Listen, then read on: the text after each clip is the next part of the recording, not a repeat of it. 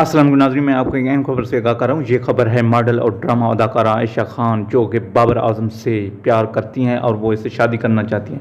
लेकिन आपसे छोटी सी गुजारिश है कि मेरे चैनल को सब्सक्राइब करें और साथ ही दिए गए बेल आइकन को प्रेस करना ना भूलें, ताकि हम आपको नई वीडियो और नई मालूमात पहुँचाते रहें। नाज़रीन, इस मुख्तसर वीडियो की तफसीलात की जानिब बढ़ते हैं कि आयशा खान है क्या और ये क्यों बाबर आजम को पसंद करती हैं। ये एक ड्रामा अदाकारा है और ये कहती हैं कि बाबर आजम से मैं मिलना चाहती हूँ और अपने दिल की बात बताना चाहती हूँ।